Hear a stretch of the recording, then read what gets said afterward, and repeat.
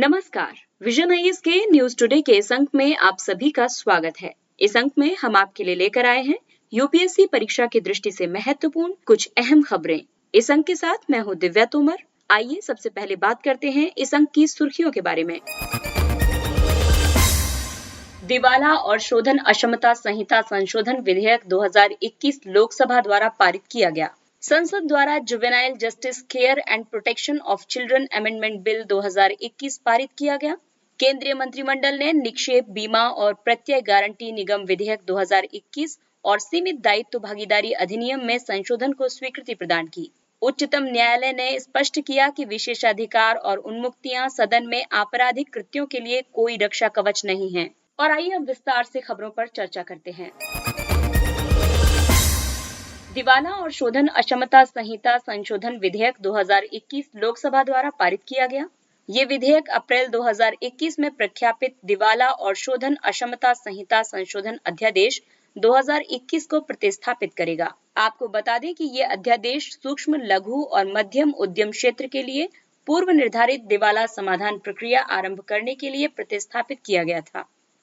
पूर्व निर्धारित समाधान एक सार्वजनिक बोली प्रक्रिया की बजाय जमानती लेनदारों और वर्तमान स्वामियों या बाह्य निवेशकों के बीच प्रत्यक्ष समझौते के माध्यम से प्री पैकेज रिजोल्यूशन यानी पूर्व निर्धारित समाधान एक सार्वजनिक बोली प्रक्रिया की बजाय जमानती लेनदारों और वर्तमान स्वामियों या बाहरी निवेशकों के बीच प्रत्यक्ष समझौते के जरिए एक संकटग्रस्त कंपनी के ऋण के समाधान की परिकल्पना करता है। इस विधेयक की मुख्य विशेषता ये है कि ये pre packaged insolvency resolution process आरंभ करने के लिए निर्दिष्ट किए गए उच्चतर मूल्य की न्यूनतम राशि यानी 1 करोड़ रुपए से अधिक नहीं होगी। कॉर्पोरेट दिवाला समाधान प्रक्रिया और पीआईआरपी की शुरुआत के लिए एक साथ आवेदनों का निपटान किया जाएगा। कॉर्पोरेट इंसॉल्वेंसी रिजोल्यूशन प्रोसेस दिवाला समाधान के लिए एक तंत्र है जो एक खुली बोली प्रणाली प्रदान करता है। Pre packaged insolvency resolution process से संबंधित अपराधों के लिए दंड का प्रावधान किया गया है। ये विधेयक ऐसी समाधान योजना के लिए स्विस चैलेंज की अनुमति प्रदान करता है जो प्रचालन लेनदारों के लिए बकाया की पूर्ण वसूली से कम प्राप्त करती है, यानी 100% से कम की प्राप्ति होती है। स्विस चैलेंज तंत्र के तहत किसी भी तृतीय पक्ष को संकटग्रस्त कंपनी के लिए एक समाधान योजना प्रस्तुत करने की अनुमति दी जाती है। इसमें मूल आवेदक को या तो बेहतर समाधान योजना को स्वीकार करना होगा या फिर निवेश को त्यागना होगा। पीआईआरपी का काफी महत्व है। दरअसल pre packaged insolvency resolution process 120 दिनों की समयावधि प्रदान करता है। इससे समय और लागत प्रभावी दिवाला समाधान होता है। इसके विपरीत सीआईआरपी की समय सीमा अधिकतम 270 दिनों की होती है, लेकिन 86% से अधिक मामलों में इसका उल्लंघन हुआ है। पीआईआरपी द्वारा नियंत्रणाधीन देनदार का उपबंध किया जाता है। इससे व्यवसायिक व्यवधान न्यूनतम होता है। इसके विपरीत सीआईआरपी देनदार का नियंत्रण ग्रहण करने के लिए वित्तीय लेनदारों के प्रतिनिधि के रूप में समाधान पेशेवरों का प्रावधान करता है। इस संशोधन के द्वारा नेशनल कंपनी लॉ ट्रिब्यूनल के कार्यभार में कमी आएगी। अगली खबर बाल अधिकारों से संबंधित है। संसद द्वारा किशोर न्याय बालकों की देखरेख और संरक्षण संशोधन विधेयक 2021 पारित किया गया। ये विधेयक किशोर न्याय बालकों की देखरेख और संरक्षण अधिनियम 2015 में संशोधन करता है। इस संशोधन का उद्देश्य किशोर न्याय अधिनियम 2015 के तहत बाल संरक्षण व्यवस्था को मजबूत करना है। ये बालकों के अधिकारों पर संयुक्त राष्ट्र अभिसमय किशोर न्याय प्रशासन के लिए संयुक्त राष्ट्र के बीजिंग नियम और हेग कन्वेंशन 1993 के अनुरूप है।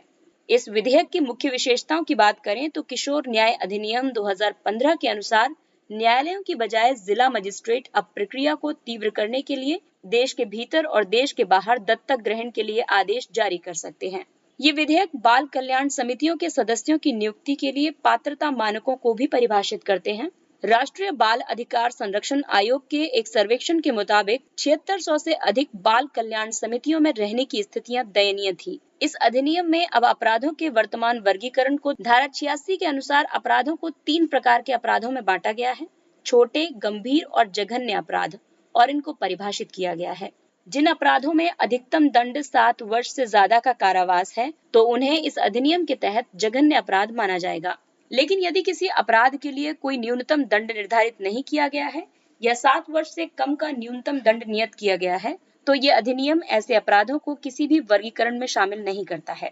ये अधिनियम शिल्पा मित्तल बनाम राष्ट्रीय राजधानी क्षेत्र दिल्ली शासन वाद में न्यायालय द्वारा किए गए निर्णय से सुसंगत है। इस वाद में उच्चतम न्यायालय ने इस प्रकार के अपराधों को जघन्य की बजाय गंभीर अपराध माना है। इस अधिनियम के तहत इस तरह के सभी बाल अपराधों की सुनवाई बाल न्यायालयों में की जाएगी। अगली खबर बीमा क्षेत्र से। केंद्रीय मंत्रिमंडल ने निक्षेप बीमा और प्रत्यय गारंटी निगम विधेयक 2021 और सीमित दायित्व भागीदारी अधिनियम में संशोधन को स्वीकृति प्रदान की है। निक्षेप बीमा और प्रत्यय गारंटी निगम विधेयक 2021 यानी deposit insurance credit guarantee corporation bill. निक्षेप बीमा और प्रत्यय गारंटी निगम DICGC भारतीय रिजर्व बैंक की पूर्ण स्वामित्व वाली एक सहायक कंपनी है एवं बैंक जमा राशियों पर बीमा सुरक्षा प्रदान करती है। ये सभी बैंक जमा राशियों को बीमा प्रदान करती है, जैसे कि सावधि, चालू जमा या आवर्ती जमा की बचतें आदि। ये प्राथमिक सहकारी समितियों को छोड़कर भारत में विदेशी बैंक शाखाओं सहित सभी वाणिज्यिक बैंकों को शामिल करती है। आइए बात करते हैं इस विधेयक के मुख्य बिंदुओं की। ये निक्षेप बीमा और प्रत्यय गारंटी निगम अधिनियम 1961 में संशोधन के उद्देश्य से प्रस्तुत किया गया विधेयक है। ये RBI द्वारा आरोपित किए गए अधिस्थगन यानी मॉरिटोरियम के तहत 90 दिनों के भीतर खाता धारक को 5 लाख रुपए तक की धनराशि प्रदान करता है। इसने जमा प्रीमियम को तत्काल 20% और अधिकतम 50% तक बढ़ाने की अनुमति प्रदान की है। प्रीमियम का भुगतान बैंकों द्वारा DICGC को किया जाता है। पिछले वर्ष जमा बीमा कवर को 1 लाख रुपए से बढ़ाकर 5 लाख रुपए किया गया था। और अब बात करते हैं सीमित दायित्व भागीदारी यानी लिमिटेड लायबिलिटी पार्टनरशिप LLP विधेयक की। सीमित दायित्व भागीदारी वैकल्पिक कॉर्पोरेट व्यवसाय का एक रूप है। ये किसी कंपनी को सीमित देयता और भागीदारी के लचीलेपन का लाभ प्रदान करता है। ये एक अलग विधिक इकाई है। ये अपनी परिसंपत्तियों के लिए पूर्णतः उत्तरदायी है, लेकिन अपने भागीदारों की देयता LLPs में उनके सहमत योगदान तक ही सीमित है। ये कॉर्पोरेट कार्य मंत्रालय द्वारा विनियमित है। इस विधेयक के मुख्य बिंदुओं की बात करें तो ये सीमित दायित्व भागीदारी अधिनियम 2008 में संशोधन करता है। ये व्यवसाय करने की सुगमता में वृद्धि के लिए विधि के अंतर्गत 12 अपराधों को अपराध मुक्त करता है। इसमें नए उद्यमियों को प्रोत्साहित करने के लिए छोटे LLPs के लिए उनके टर्नओवर, आकार और भागीदारों या स्वामियों के योगदान के आधार पर नई परिभाषाओं का सृजन किया जाएगा। और अब बात करेंगे कार्बन बॉर्डर एडजस्टमेंट मैकेनिज्म की। यूरोपीय संघ वर्ष 2026 से आयातित वस्तुओं पर विश्व का पहला कार्बन सीमा कर कार्बन सीमा समायोजन तंत्र यानी CBAM आरोपित करने पर बल दे रहा है। इसका उद्देश्य कार्बन उत्सर्जन को वर्ष 1990 के स्तर की तुलना में वर्ष 2030 तक 55% तक कम करने के अपने महत्वाकांक्षी लक्ष्य की पूर्ति करना है। यूरोपीय संघ ने ये कदम फिट फॉर 55 पहल के तहत उठाया है। ये तंत्र कार्बन रिसाव का समाधान करता है। इस लीकेज का मतलब है कि कंपनियां वहनीय प्रदूषण लागत और शिथिल जलवायु विनियमों वाले स्थानों पर अपनी इकाई की स्थापना को प्राथमिकता देती हैं। कार्बन सीमा कर कम सख्त जलवायु नीतियों वाले देशों से आयातित वस्तुओं से होने वाले कार्बन उत्सर्जन पर आरोपित कर है। इसका उद्देश्य आयात और घरेलू उत्पादन के बीच एक समान अवसर सृजित करना है। भारत सहित विकासशील देशों ने CBAM को भेदभावपूर्ण बताते हुए इसका विरोध किया है, क्योंकि ये यूरोप में उन देशों की वस्तुओं की कीमतों में वृद्धि करेगा जिनसे उनकी मांग कम हो जाएगी। और भारत के लिए ये चिंता का विषय इसलिए भी है क्योंकि यूरोपीय संघ भारत का तीसरा सबसे बड़ा व्यापारिक भागीदार है। साथ ही ये संयुक्त राष्ट्र के साझे किंतु विभेदित उत्तरदायित्वों और संबंधित क्षमताओं यानी CBDR-RC के सिद्धांत के विरुद्ध है। ये सिद्धांत स्वीकार करता है कि जलवायु परिवर्तन का सामना करने के लिए विकासशील और सुभेद्य देशों को वित्तीय और तकनीकी सहायता प्रदान करना समृद्ध देशों का उत्तरदायित्व है। केंद्रीय कृषि मंत्री ने संयुक्त राष्ट्र खाद्य प्रणाली शिखर सम्मेलन 2021 के पूर्व सत्र को संबोधित किया। सितंबर 2021 में न्यूयॉर्क में प्रस्तावित संयुक्त राष्ट्र खाद्य प्रणाली शिखर सम्मेलन से पहले संयुक्त राष्ट्र खाद्य प्रणाली 2021 के पूर्व सत्र का आयोजन रोम में हुआ। इसे संयुक्त राष्ट्र और इटली द्वारा आयोजित किया गया है। संयुक्त राष्ट्र खाद्य प्रणाली शिखर सम्मेलन का उद्देश्य सभी 17 सतत विकास लक्ष्यों यानी SDGs पर प्रगति प्राप्त करने के लिए नए साहसिक उपाय लागू करना है।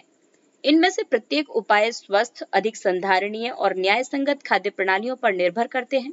खाद्य प्रणाली शब्द का मतलब है भोजन के उत्पादन, प्रसंस्करण, परिवहन और उपभोग में शामिल गतिविधियों के समूह से। संयुक्त राष्ट्र खाद्य प्रणाली शिखर सम्मेलन 2021 5 एक्शन ट्रैक से दिशा निर्देशित होगा। इसमें एक्शन ट्रैक 1 है सभी तक सुरक्षित और पोषक भोजन की पहुंच सुनिश्चित करना। एक्शन ट्रैक 2 है संधारणीय उपभोग प्रतिरूप का अंगीकरण करना। एक्शन ट्रैक 3 है प्रकृति सम्मत उत्पादन को बढ़ावा देना। एक्शन ट्रैक 4 है उन्नत न्यायसंगत आजीविका का विकास करना। और एक्शन ट्रैक 5 है सुभेद्यताओं यानी वल्नरेबिलिटीज, आघात और तनाव के प्रति लचीलेपन का सृजन। शिखर सम्मेलन के दौरान कृषि मंत्री ने एसडीजी 2030 के अंतर्गत लक्ष्यों को प्राप्त करने में कृषि के महत्व पर बल दिया। इसका कारण ये है कि 17 में से 12 एसडीजीज प्रत्यक्ष रूप से कृषि पर निर्भर हैं। कृषि खाद्य प्रणालियों को संधारणीय बनाने के लिए किए गए उपायों की बात करें तो भारत ने सिंचाई के लिए प्रति बूंद अधिक फसल योजना तैयार की है, जैविक कृषि के लिए परंपरागत कृषि विकास योजना, जल और मृदा संसाधनों के संरक्षण के लिए मृदा स्वास्थ्य कार्ड योजना, प्रधानमंत्री फसल बीमा योजना किसानों के जोखिम को कवर करने के लिए बीमा सुरक्षा प्रदान करती है। किसानों के लिए कृषि को लाभदायक बनाने के लिए कृषि अवसंरचना कोष, 10,000 किसान उत्पादक संगठनों का गठन, पीएम किसान योजना आदि जैसी पहलें आरंभ की गई हैं।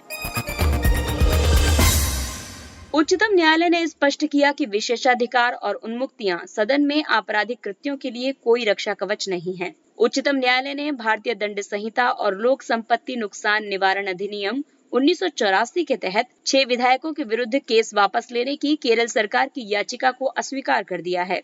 आपको बता दें कि इन विधायकों ने मार्च 2015 में बजट प्रस्तुति के दौरान केरल विधानसभा के अंदर उपद्रवपूर्ण कार्य किए थे।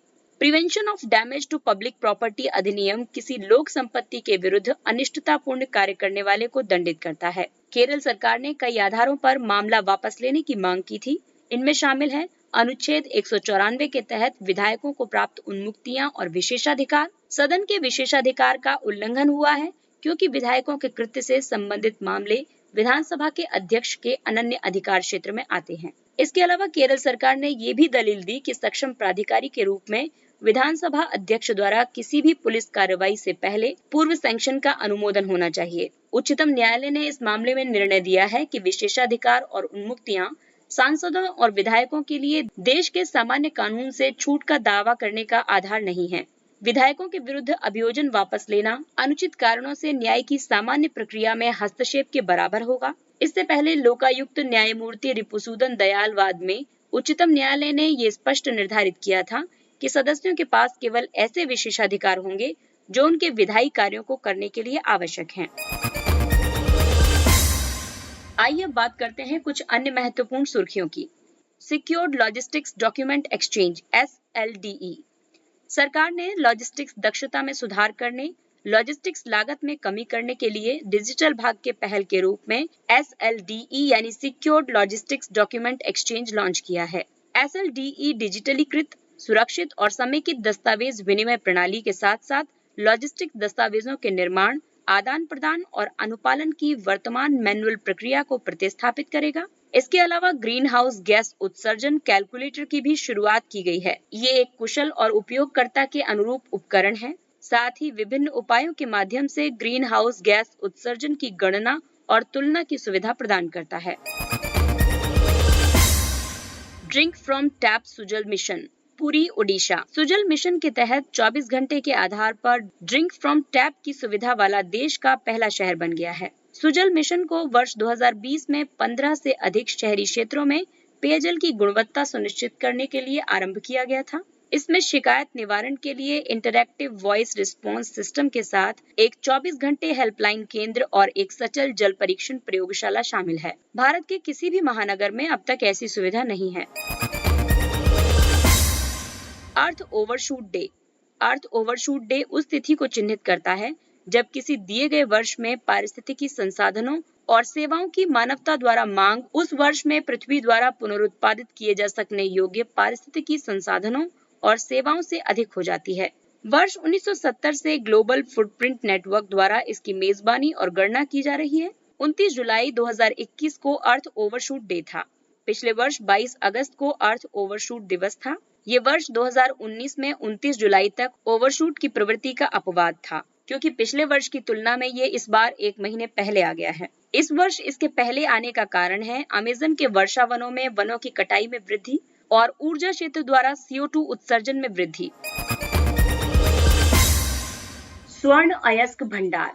भारतीय खान ब्यूरो के तहत राष्ट्रीय खनिज सूची के आंकड़ों के अनुसार 1 अप्रैल 2015 तक भारत में 501.83 मिलियन टन स्वर्ण अयस्क भंडार मौजूद हैं। स्वर्ण अयस्कों का सबसे बड़ा भंडार बिहार में है, जो कि 44% है। इसके बाद राजस्थान में 25%, कर्नाटक में 21%, पश्चिम बंगाल में 3%, आंध्र प्रदेश में 3% और झारखंड में 2% का स्थान है। India cycle for change challenge. 25 जून 2020 को आरंभ किया गया India cycle for change challenge smart cities mission के तहत आवासन और शहरी कार्य मंत्रालय की एक पहल है। ये भारतीय शहरों को कोविड-19 के विरुद्ध प्रतिक्रिया में त्वरित साइकिल अनुकूल पहलों को लागू करने के लिए प्रेरित और समर्थन प्रदान करता है। साइकिलिंग को शारीरिक और मानसिक रूप से स्वस्थ रहने के साधन के रूप में देखा जाता है। ये पॉपअप लेन, यातायात शांत सड़कों, सामुदायिक किराए की साइकिल योजनाओं और साइकिल प्रशिक्षण कार्यक्रमों जैसी पहलों को बढ़ावा देता है। हाल ही में 11 शहरों को भारत के शीर्ष 11 साइकिलिंग पायनियर्स के रूप में सम्मानित किया गया था। इसमें साइकिलिंग पहलों को बढ़ाने के लिए 1 करोड़ रुपए का पुरस्कार प्रदान किया गया था। यूनेस्को ने विश्व विरासत स्थल सूची में नए स्थल शामिल किए हैं। विश्व विरासत स्थल एक ऐसा स्थल है जिसे यूनेस्को द्वारा विशिष्ट सांस्कृतिक या भौतिक महत्व के रूप में मान्यता प्राप्त है और जिसे मानवता के लिए उत्कृष्ट मूल्य माना जाता है। इसमें नए प्राकृतिक स्थलों के तहत जापान के 4 द्वीप, दक्षिण कोरिया के भूविविधता का तटीय क्षेत्र, थाईलैंड के मलय प्रायद्वीप में पर्वत श्रृंखला का कुछ भाग और जॉर्जिया में काला सागर के पूर्वी तट के साथ गलियारा है। वहीं सांस्कृतिक स्थलों में डच वाटर डिफेंस लाइंस, तुर्की में पुरातात्विक स्थल आर्सलांड पे माउंट तथा बेल्जियम और नीदरलैंड में कॉलोनीज ऑफ बेनेवोलेंस शामिल है। इसके साथ ही ये अंक समाप्त होता है। अगले अंक में फिर मुलाकात होगी कुछ अन्य महत्वपूर्ण खबरों के साथ। तब तक अपना ख्याल रखिए, सुरक्षित दूरी बनाए रखिए, मास्क पहनिए, बेहद आवश्यक होने पर ही घर से बाहर निकलिए, टीकाकरण अवश्य करवाइए और अब हमें यानी विजन IAS की पूरी टीम को दीजिए इजाजत। नमस्कार।